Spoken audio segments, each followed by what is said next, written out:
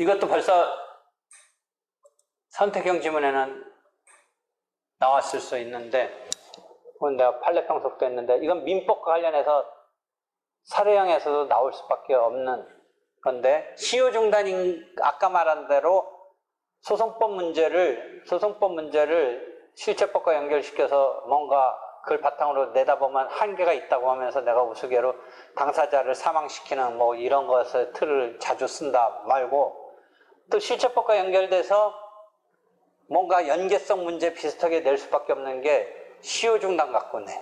민법상 재판상 청구. 그러니까 우리 소송법에서는 어디서 나와?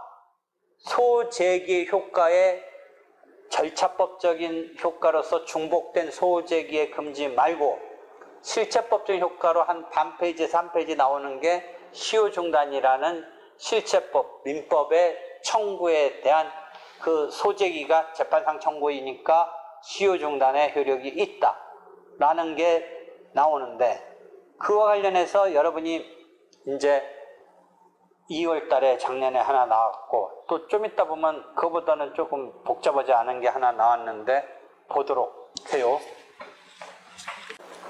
일부 청구라는 거하고 연결돼서 시효중단이라는 실체법적인 효과니까 그 소재기 효과에서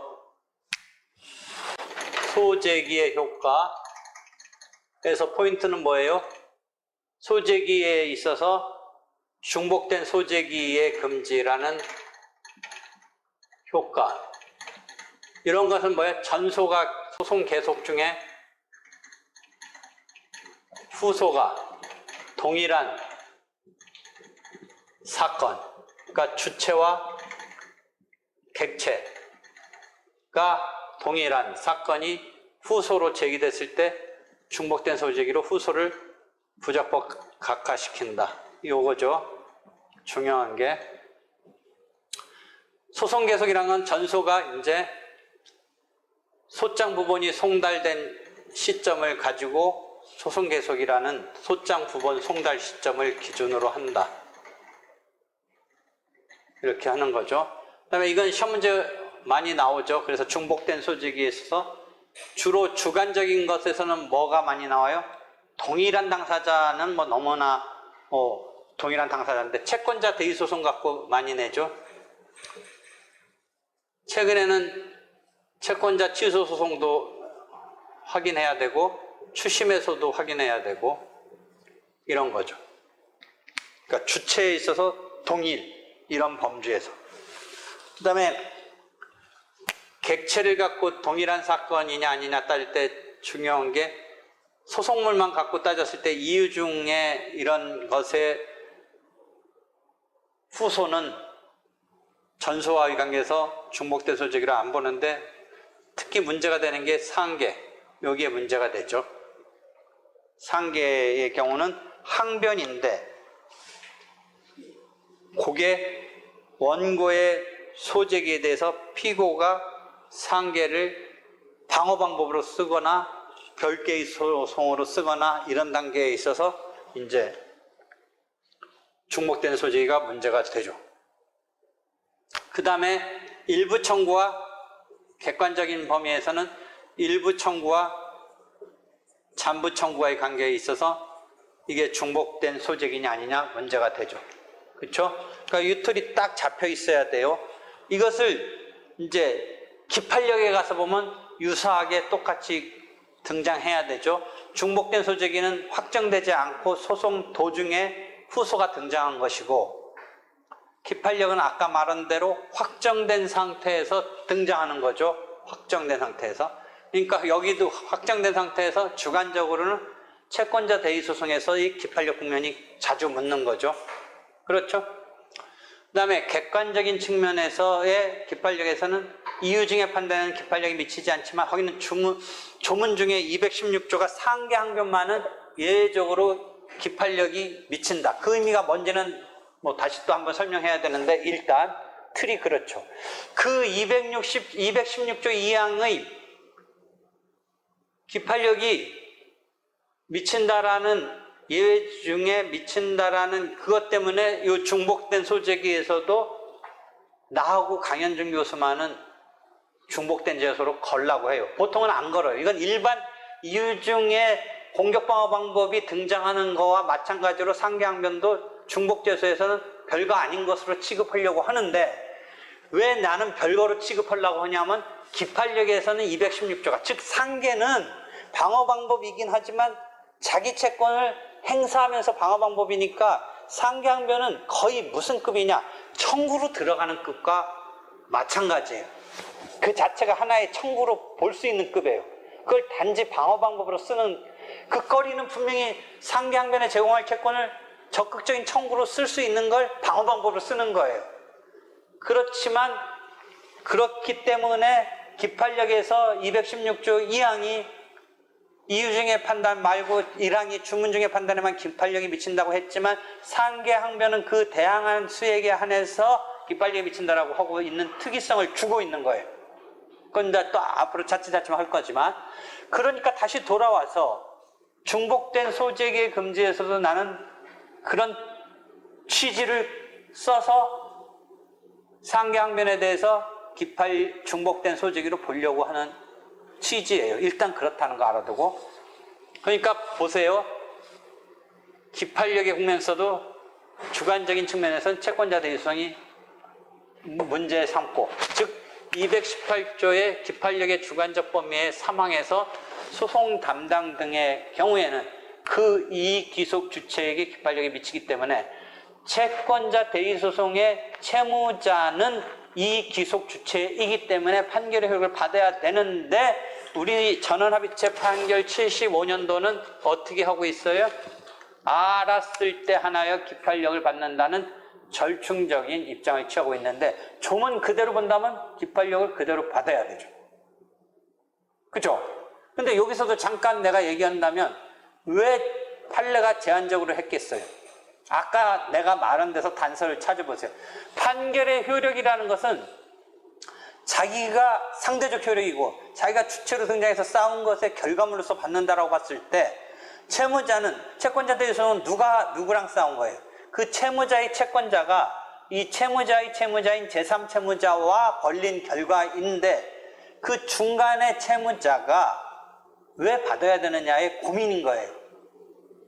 그 채무자는 그 소송에 자기의 채권자가 대의권의 그 요건의 충족을 전제로 소송을 벌린 거죠. 이 결과를 받으라는 거 아니에요. 그러니까 중간에 껴있는 채무자가 판결의 효력을 받는다라는 점에 있어서 왜 받느냐를 고민하다 보니까 이미 몇십 년 전인 전원합의체에서 75년도에요. 알았을 때라는 앞에다가 약간 제한, 그것을 두면서 봐야 된다라고 판결하기에 이르는 거예요. 그것을 제한적으로 기판력 받는 절충설의 입장을 취하고 있는 거예요. 반면 중복된 소재기에서는 아직 그게 판결로까지 확정되지는 않았지만, 그런 의혹은 역시 진행 중에 있는 거이긴 하지만, 그래서 채무자에게도 중복된 소재기로 걸어야 되느냐 보면서 마찬가지 취지에서 생각해 볼 수 있는 여지가 없는 건 아닌데, 그냥 중복된 소재기에서는 채권자 대리소송 도중에 채무자가 별도로 소송 낸 것을 중복된 소재기로 보느냐 보면서 일단 됐죠. 그 다음에 기판력 부분 써도 일부 청구와 잠부 청구 부분이 문제가 돼요. 일부 청구와 잠부 청구에 있어서 중복된 소재기든 기판력의 국면이든 해서 실제 판례, 학설은 여러 가지 나뉠 수 있는데, 판례는 명시적 일부 청구 긍정설이라고 해서, 명시적 일부 청구 긍정설이라고 해서 명시했으면 잠부 청구는 별도의 소송물로 봐서 중복된 소재기에 금지에 걸리지 않는다, 기판력에 걸리지 않는다라고 하는 것이고, 명시하지 않았으면 전체가 소송물이니까 중복된 소재기가 되고, 따로 나눠서 일부와 잠부의 관계이지만 이미 전체가 하나의 소송물이니까 중복된 소재기에 걸리고 기판력에 걸린다라고 보는 거예요. 됐죠? 그게 중복된 소재기와 기판력의 국면이에요. 그럼 그런 법리를 실체법적인 효과인 소재기의 실체법적 효과인 시효중단에 있어서의 청구인, 시효중단의 청구인 민법 168조 등의 시효중단의 청구에서 아까 이제 왜 이 이야기로까지 끌고 오냐면 아까 우리가 뭐 얘기했어요? 이미 확정 판결이 있어도 시효중단을 위해서 재차 소재기를 하는 것은 기판력 등과 관련해서 권리보호의 이익이 있다. 동일한 소송물이지만 시효중단이라는 목적 때문에 재차 소송을 내더라도 기판력에 관계없이 권리보호를 이 이익이 있어서 재차 소송을 낼 수 있다라는 것이죠. 그렇죠? 그 다음에 그 두 번, 2차에 걸쳐서도 하는데 이제 시효중단이 시효가 완성될 게 임박했을 때 인정되는 거지 터무니없이 뭔가 시효중단만이라고 하면서 시효 자체가 완성이 임박되지 않은 경우까지는 하는 건 아니다라는 걸 주의해서 무조건 재판상 청구로서 시효중단에 의한 권리보호 이익이 인정되는 게 아니고 상황적으로 어느 정도 상황에서 인정되느냐? 시효 완성이 임박했을 때 예컨대 10년 남은 시효였다가 한 9년 언제 정도 됐을 때 이게 더 이상 이거 방치했다가는 시효가 완성된다 라는 즈음에 청구하는 게 시효중단으로서 재판상 청구로서 그 동일한 사건의 판결이 있었음에도 2차적으로 10년이 지나면서 그 시효의 중단을 위한 청구를 할 수 있다. 그게 민법 168조의 시효중단과 관련된 청구인데 심지어 그 부분서 재차 권리보호의 이익이 있는 것에 그치지 않고 재차 심리를 진짜 본격적으로 기판력 관련 없이 무시되는 듯이 심리되는 것이 간간히 있기 때문에 그런 고민 끝에 였는지 전원합의체 판결이 2018년 심지어 그것을 이행소송으로 내지 마라. 자칫 이행소송으로 냈다가 거기서 혼전이 벌어져서 실제 이행청구권이 있는지 없는지가 심리되는 경우가 왕왕 있기 때문에 그러다가 승패도 또 뒤집어지고 원래 승패가 뒤집혀질 목적으로 다시 분쟁을 이걸 처리해 주려고 다시 재판을 여는 게 아니라 시효 중단 때문에 내는 거였는데 자칫 그렇게 가는 거다. 그러니까 대법원이 어떻게 해라? 시효 중단을 위한 확인의 청구를 해버려라. 확인의소로 내라. 라고까지 대법원이 전원합의체에서 이야기했던 것이죠. 이해하겠어요? 그런 게 판례책을 보면 어디에 있냐면 대법원 2018년 10월 18일 선고 2015-232316 73년에 있네요. 232316 요거 저 아까도 어서 두 번 세 번 설명했는데 요거 선택형 지문에 계속 나와요. 요 문제는 선택형 지문 계속 나오는 거죠. 학설의 입장에서는 수억 비판이 있어요. 내가 내려봐 줄게요. 학설이 얼마나 이걸 비판하는지. 이거는 문제가 많은 게 무슨 반대 의견 등도 막 대법관 중에도 여러 명이 반대 의견 내고 그런데 긍정하는 입장도 있는데 여기 쭉 내려서 내가 보면 여러분이 헛까지 뭐 파고들 필요 없는데 비판도 많이 있어요. 이거에 대해서. 다시 돌아와서 그런 시효중단의 그런 게 실체법하고 연결돼서 시험 문제가 나올 것 같은데 요거는 이제 실체법적인 효과로 시효중단 관해서 일부 청구와 잔부 청구가 중복된 소직이랑 기판력 등에서 명시적 일부 청구 긍정설인데 그걸 시효중단의 재판상 청구와 매칭시키면 어떻게 돼 있어? 원래 받을 돈 중에 일부만 청구했다. 원래 받을 돈 중에 일부만 청구했다. 그런데 이런 거죠. 원래 채권의 시효가 3년짜리라고 한번 봅시다. 3년짜리니까 이제 그게 다가올 것 같아서 청구를 했다. 근데 이 사람이 전체를 청구하지 않고 일부만 청구했어요. 일부만 청구했어요. 그러면 잔부를 별도로 청구하면 일단 잊어버리고 잔부를 별도로 1억 원 중에 7천만 원만 청구하고 잔부 3천만 원, 보통은 7천만 원을 먼저 청구했을 때 어떤 식으로 소송에서 처리하는 게 제일 일반적이냐면 청구 취지를 3천만 원을 더 플러스 시켜서 1억 원을 늘려요. 1억 원으로. 보통의 방식은. 자기가 1억 원 정도를 계산해서 1억 원 정도를 예상하고 있는데 무언가 이유 때문에 7천만 원만 청구해요. 자기는 실제 피해가 한 1천만 원이라고 1억 원이라고 생각해요. 예를 들어 1억 원이라고 생각하는데 무언가 이유 때문에 7천만 원만 청구해요. 그 무언가 이유는 여러 가지가 있을 수 있어요. 무언가 이유는 여러 가지가 있을 수 있는데 일단 7천만 원만 청구한다. 이 사람 생각은 여차하면 1억 원 다 채우겠다는 생각인데 그 1억 원 채우겠다는 생각을 실제 어떻게 실현시키냐면 7천만 원 청구의 소송을 진행하다가 3천만 원을 청구 금액을 확장을 해요. 인지를 그만큼 더 붙여요. 그래서 1억 원의 심리를 해달라고 하는 식으로 도중에 소를 변경해요. 그것도 일종의 소 변경이에요. 청구 취지, 청구 금액을 확장하는 게.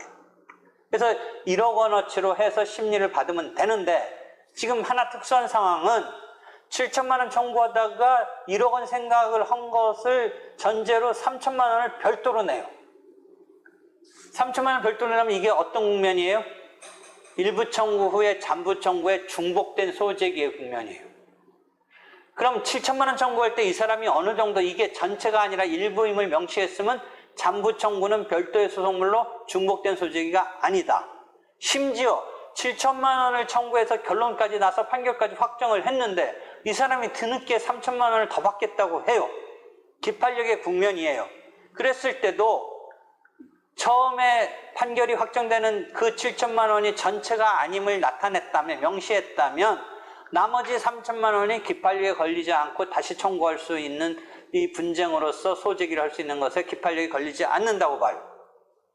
한편 반대로 이번은 7천만 원 청구해서 1심 판결을 받았어요. 7천만 원 다 인정됐어요.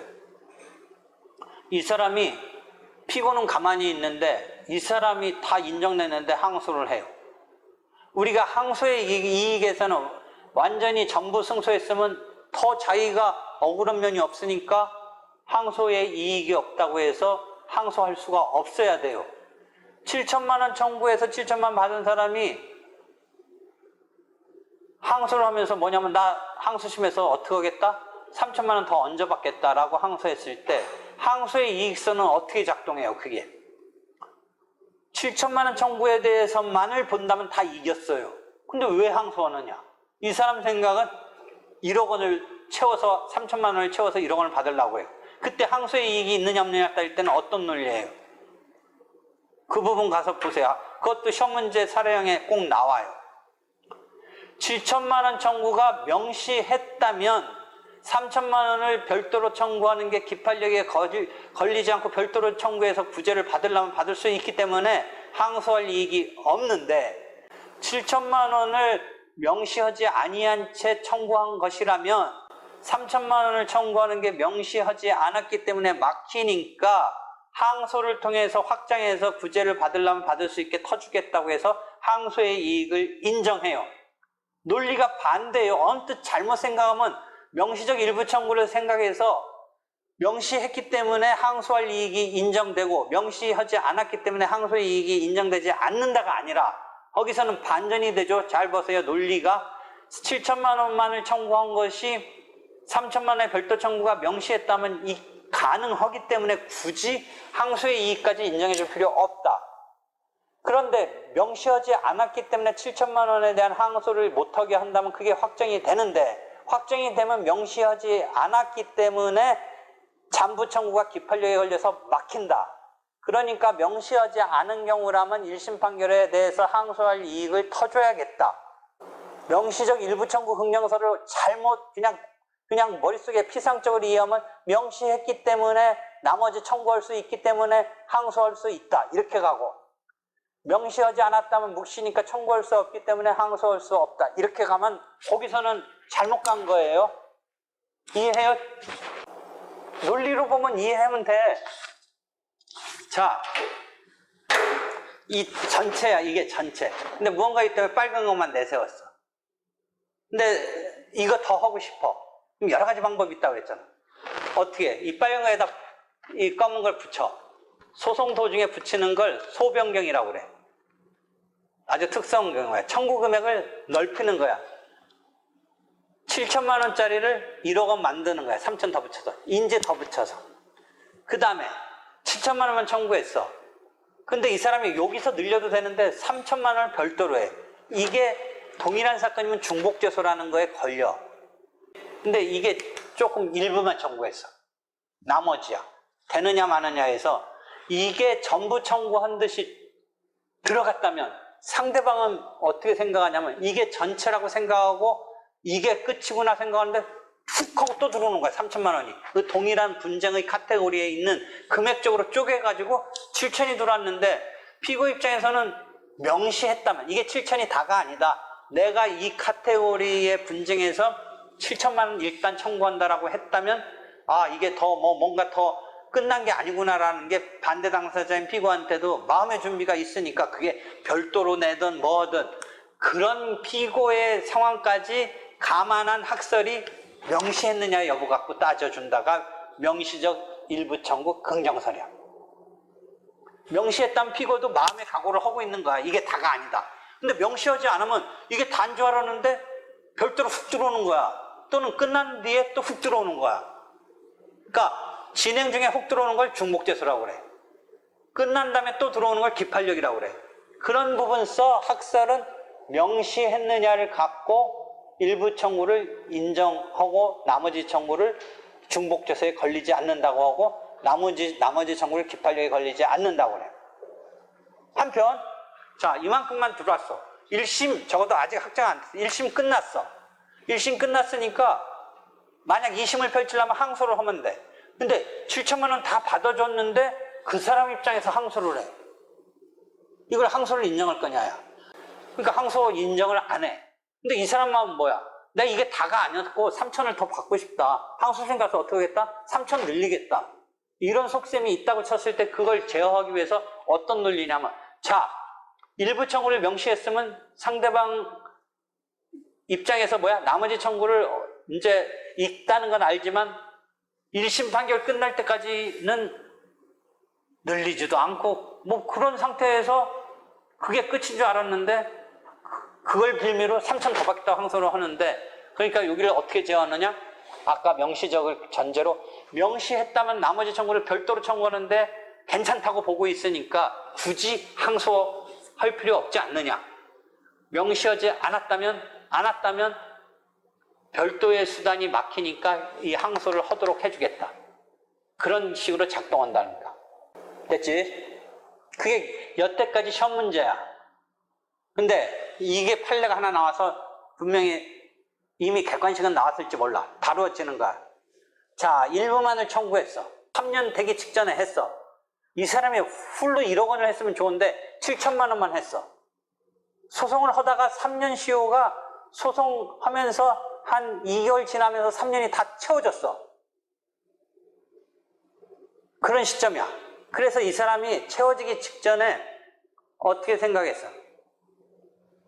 뭔가 문제가 있다고 생각했는지 일단은 7천만 원으로 청구를 했으니까 시효가 중단됐는데 소송 도중에 3년이면 3년짜리 시효인데 지나면서 3천만 원을 챙겼으면 이걸 잘라서 본다면 소송 도중에 들어온 3천만 원은 3년이 지난 다음에 확장이 된 거니까 그걸 분리해서 본다면 처음 7천만 원은 3년 전에 청구를 했으니까 시효 중단을 시킨 거지만 3천만 원을 소송 도중에 늘렸을 때 시점은 3년이 지났으면 그거는 시효 중단이 안 된 것으로 볼 수도 있는 국면이 있어.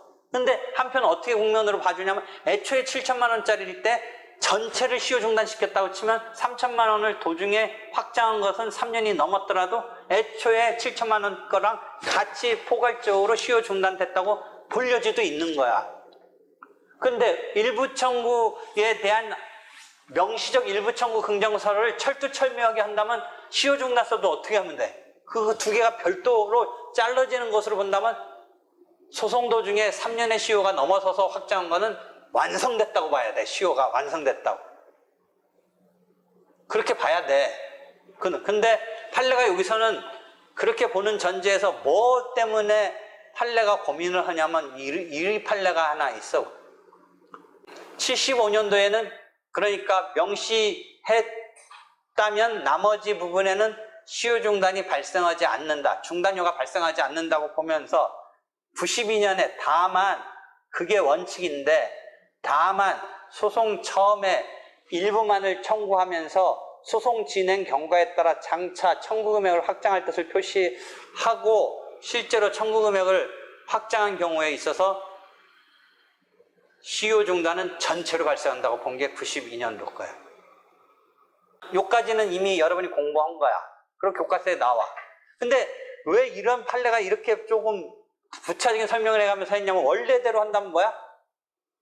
추가로 청구 들어간 것은 시효 중단의 효력이 발생하지 않아야 되는 거야.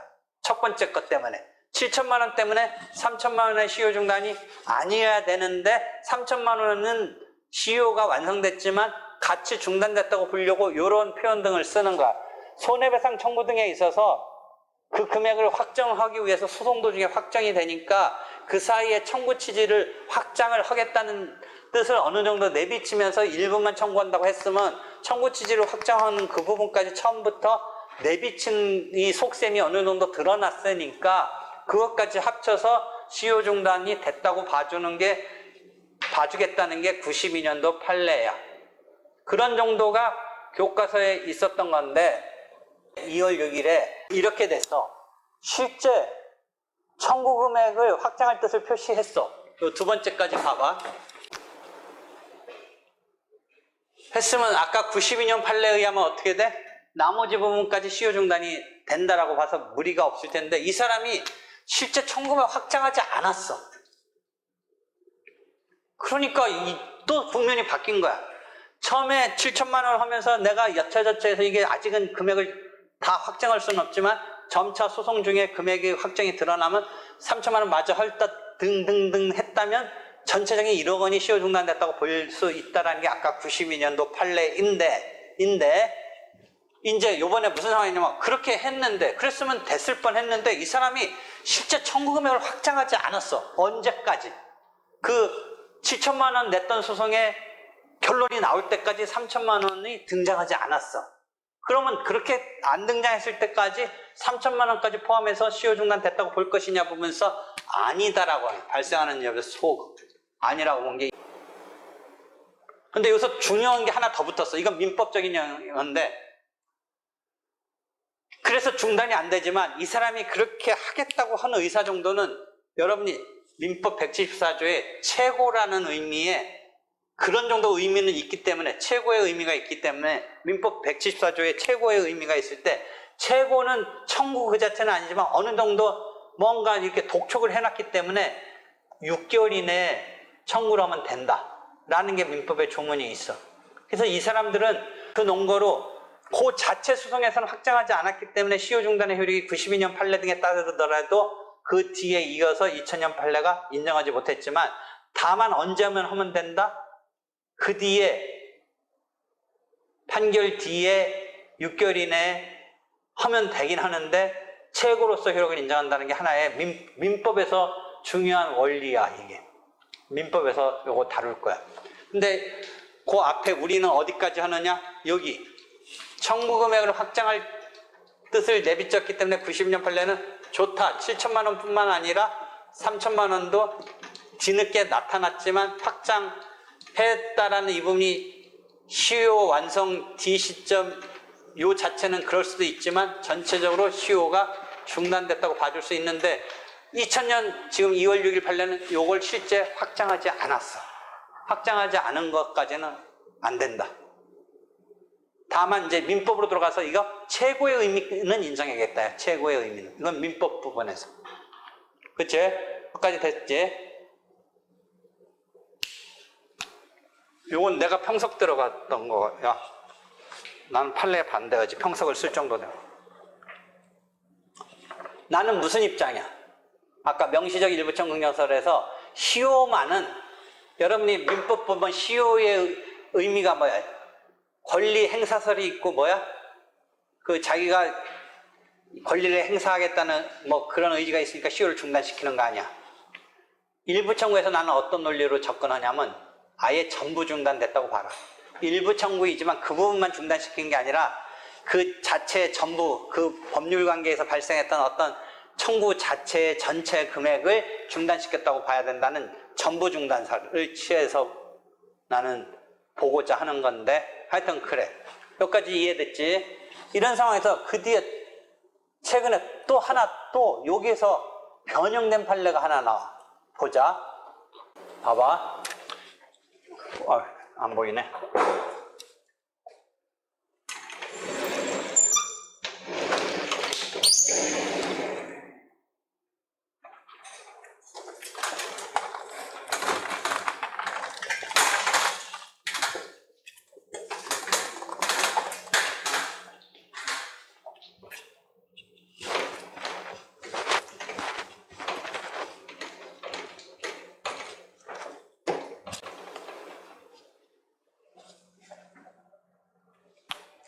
추 감정 운동을 통해서 이 감정, 신체 감정이라든지 계속해서 청구의 확정을 전제로, 여기는 신체 감정이 아니라 하자보수니까 어떤 건축 이런 거의 감정을 통해서 일부를 청구했다가 청구 금액을 확장하면서 이렇게 전제로 해서 손해배상을 했는데 일부를 청구했지. 그러면 아까 논리에 의하면 92년도 판례에 의하면 어때? 여기 이 부분서 일부를 청구했지만 전체가 청구금액 확정할 부분까지 전체가 시효 중단시킬 수 있는데, 이 사람들이 어떻게 했냐면 확장까지 했어.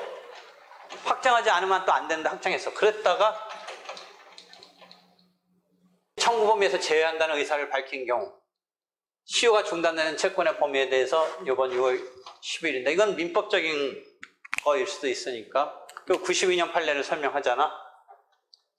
그랬으면 92년 판례 전제로 한다면 확장한 금액까지 시효 중단이 될 뻔했는데, 이 사람이 또 청구 범위에서 제외한다는 얘기를 했기 때문에 청구 범위에서 명시적으로 제외하였다면